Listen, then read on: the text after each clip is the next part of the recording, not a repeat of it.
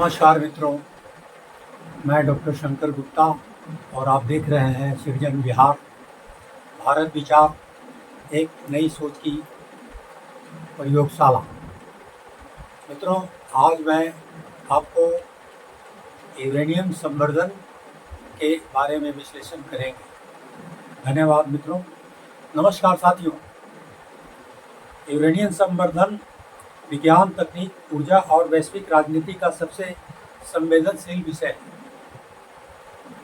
आज हम ऐसे विषय पर चर्चा करेंगे जो विज्ञान, ऊर्जा, राष्ट्रीय सुरक्षा और अंतर्राष्ट्रीय राजनीति चारों एक केंद्र में है। यह विषय है यूरेनियम संवर्धन।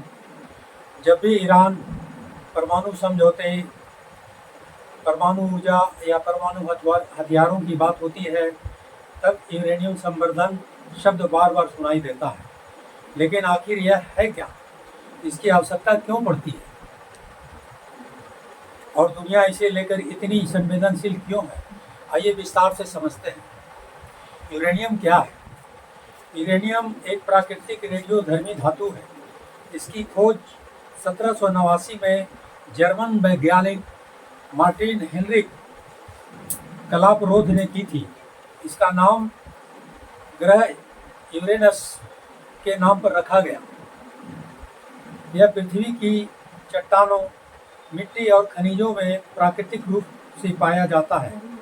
प्रमुख उत्पादक देशों में कजाकिस्तान, कनाडा, ऑस्ट्रेलिया, नामीबिया और उज्बेकिस्तान शामिल हैं।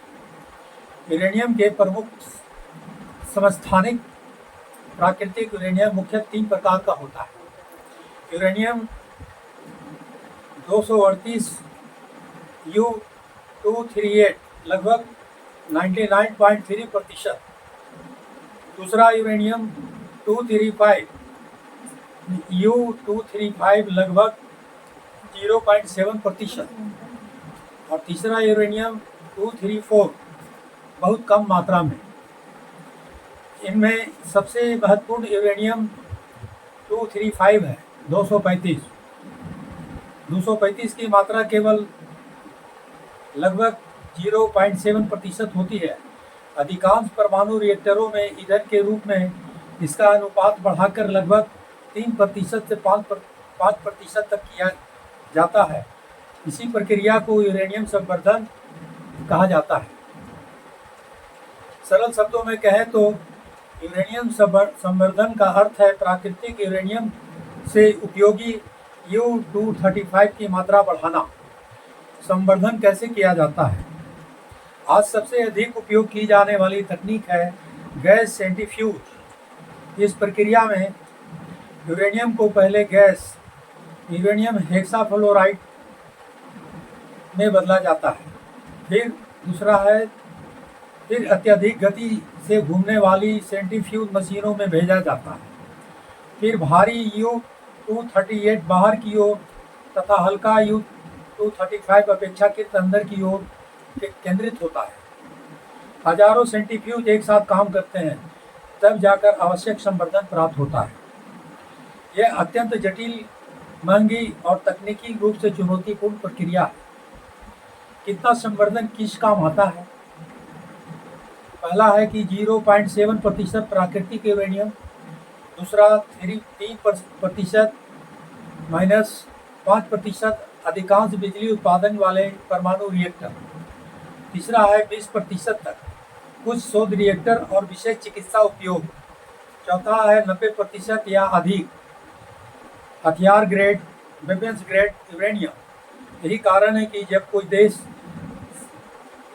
60% या उससे अधिक संवर्धन करता है तो पूरी दुनिया सतर्क हो जाती है। परमाणु बिजली कैसे बनती है? जब U235 का परमाणु टूटता है तो अत्यधिक ऊर्जा निकलती है, गर्मी उत्पन्न होती है, पानी भाप में बदलता है, भाप टरबाइन घुमाती है, टरबाइन से जनरेटर चलता है और बिजली बनती है।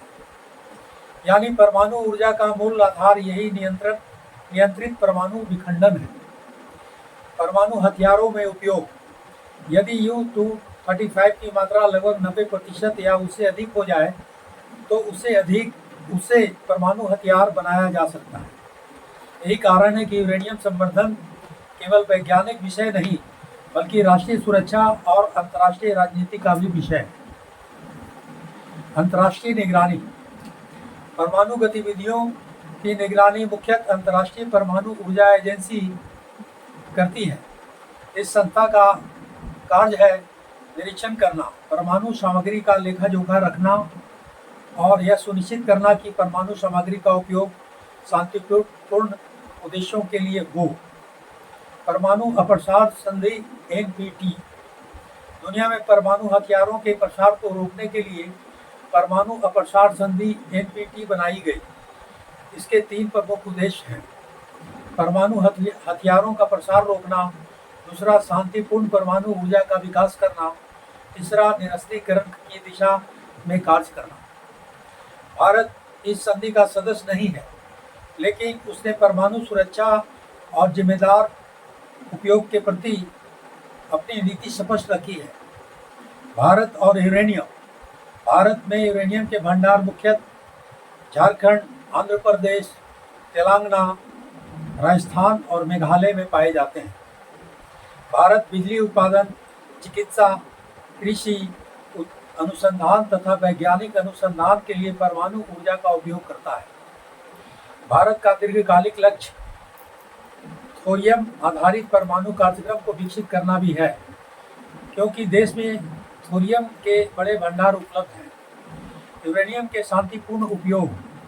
यूरेनियम केवल हथियारों के लिए नहीं है, इसका उपयोग बिजली उत्पादन, कैंसर के उपचार में प्रयुक्त रेडियो आइसोटोप के उत्पादन, चिकित्सा अनुदान, कृषि अनुसंधान, खाद्य संरक्षण, औद्योगिक परीक्षण, अंतरिक्ष अनुसंधान जैसे अनेक क्षेत्रों में होता है।